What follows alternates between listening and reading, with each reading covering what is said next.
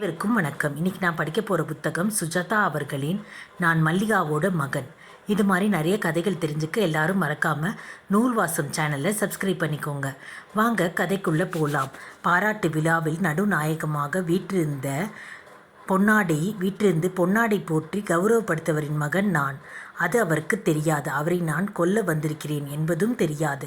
காமராஜ் அரங்கில் 1000 பேர் கூட்ட மேடையில் உயர் நாற்காலியை விட்டு எழுந்து தலையில் மிச்சமிருக்கும் முடிகளில் சிக்கிய ரோஜா இதழ்களை விலக்கி பாமர வரிசையிலிருந்து மெல்ல அடுங்கினேன். எதற்காக கௌரவிக்கிறார்கள்? எனக்கு அக்கறை இல்லை. பல்கலைக்கழக துணைவேந்தரோ அல்லது மந்திரியோ சாகப் போகிறவர் எதுவாக இருந்தால் என்ன? அம்மாவை அழித்த அரக்கன்தான் அவன். அணுவாக மெல்ல மெல்ல இல்லை, அவனை விரைவில் கொல்ல வேண்டும். அவ்வளவுதான். அதற்காகத்தான் இந்த நீச நகரத்துக்கு வந்திருக்கிறேன். இதன் ஜன நெருக்கமும் கசகசப்பு பரஸ்பர மரியாதையற்ற பேச்சும் ஒரே ஒரு அழகான கடற்கரையும் என்னை எந்த விதத்திலும் பாதிக்கவில்லை. நான் நகரத்திற்கு வந்திருப்பது யாருக்கும் தெரியாது. யாரும் இல்லை எனக்கு. ரயிலிருந்து இறங்கி நேராக வந்திருக்கிறேன். காரியத்தை முடித்ததும் பஸ்ஸோ லாரியோ பிடித்து திருச்சி கிளம்பி விடுவேன். மேடையிலிருந்து பரந்தாமன் விலகி பக்கவாட்டு கதவை வெளிவந்து ஷாமியானாவில் இருந்த நட்பான கூட்டத்தின் கூடவே புன்னகையோடு நடந்தார். யாரோ தட்டி கொடுக்க, யாரோ இனிப்பு வைக்க கிட்ட போனேன். வேண்டாங்க, நமக்கு இனிப்பு ஆகாது. இன்னும் அருகே சென்றேன். பரவாயில்லைங்க, இன்றைக்கி ஒரு நாள் இனிப்பான நாள், சந்தோஷமான நாள், உங்கள் வாழ்க்கையில் முக்கியமான நாள். ஆம். அப்பொழுதுதான் என்னை கவனித்தார். யாருப்பா? உன்னை எங்கேயோ பார்த்துருக்கேனே. ஐயா, நான் உங்களை சந்திக்கணும்.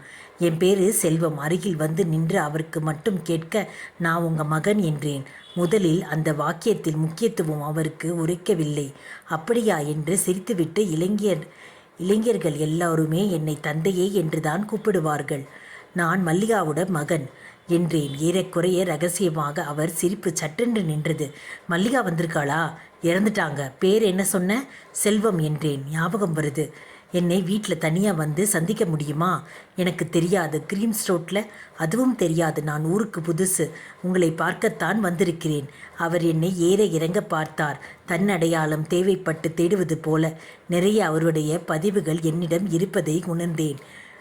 கத்திரி போல காது மடல், மிளகாய் மூக்கு, காம்பஸை வைத்து உறைந்தது போல வட்ட முகம், கருப்பு. வயசானால் இப்படித்தான் இருப்பேன். வயசானால்தான். ஒன்று செய்ய, சாப்பிடு முதல்ல. நானும் சாப்பாட்டை முடிச்சிட்டு வரேன். காத்திருந்தா வீட்டில் போய் சாவகாசமாக பேசலாம். வீட்டில் யாரும் இல்லை என்றார். முகத்தில் புதுசாக கவலைக்கோடுகள் தெரிந்தன.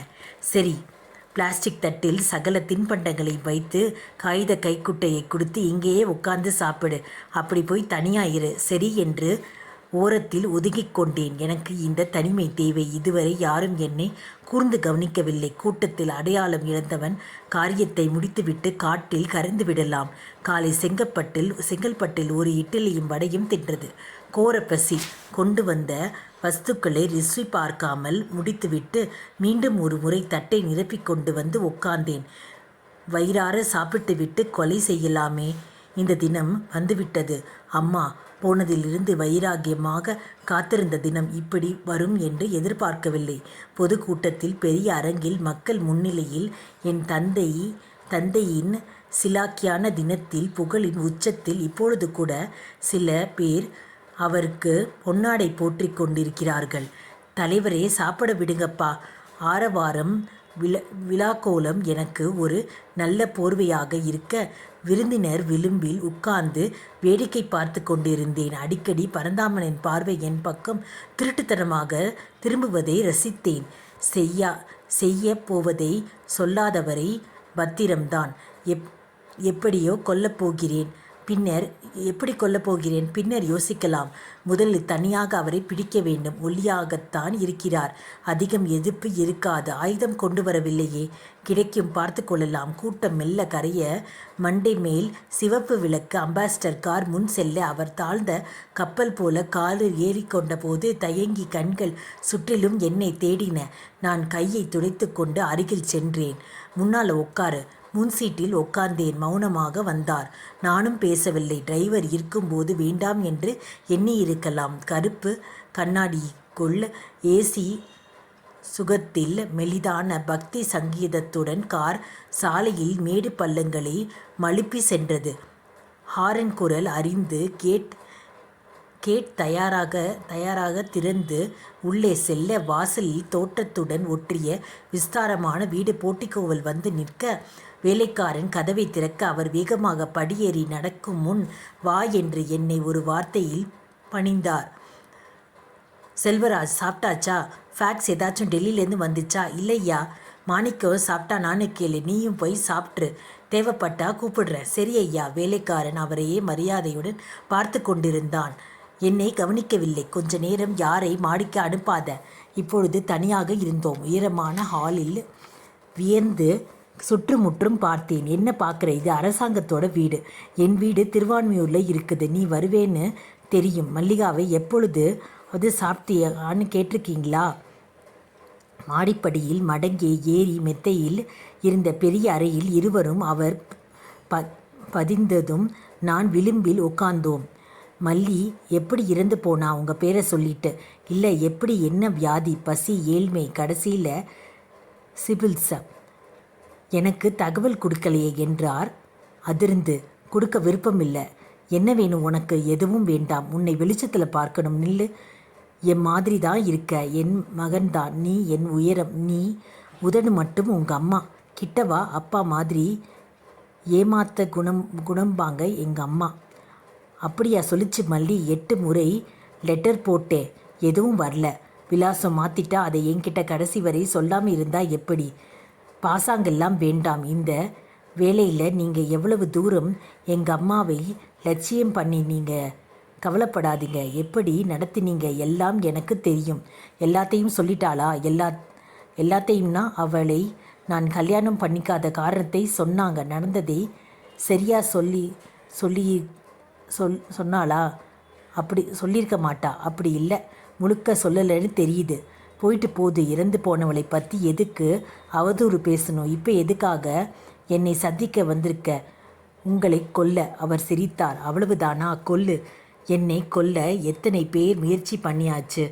அதில் நீயும் ஒருத்தன். எப்பவும் நான் சாவுக்கு தயாராக பேக் பண்ணி வச்சுருக்கேன். டாக்குமெண்ட் எல்லாத்தையும் லாக்கரில் போட்டு உயிர் எழுதி ரெடியாக இருக்கேன். இந்த வயசில் சாவுக்கு பயமில்லை எனக்கு. எல்லாத்தையும் பார்த்தாச்சு. கொல்லு. பரவாயில்லை, கொன்னுடு. கொல்ல மாட்டேன்னு நினைக்கிறீங்களா? நீ என் மவனாக இருந்தால் கொல்ல மாட்டேன்.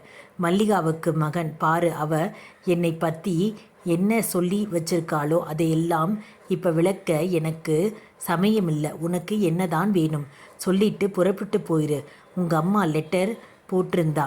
இந்த நேரத்தில் உன்னை என் மகனாக ஏற்றுக்கிட்டு அறிக்கை விடணும்னு நினைக்காது. அது என் புகழுக்கு சாத்தியமில்லை. எனக்கு எதுவும் வேண்டாம். பின்ன உன்னை கொல்லணும் பரந்தாமன், அவ்வளவுதான். பைத்தியம் பிடிச்சு அலையாத. உங்கள் அம்மாவை பற்றின உண்மையை எல்லாம் சொன்னால் நீ ரொம்ப ரொம்ப மனம் புண்படுவ. எல்லாம் எனக்கு தெரியாது. She is a prostitute. She become a prostitute என்றேன். மண்டையில் ரத்தம் பாய்ந்து துடித்தது. அதுவும் உன்னால். என்னை பெத்தபோது அவள் அப்படி இல்லை. அப்புறம்தான் சூழ்நிலை சந்தர்ப்பத்தினால வயிற்றுப்பிழப்புக்காக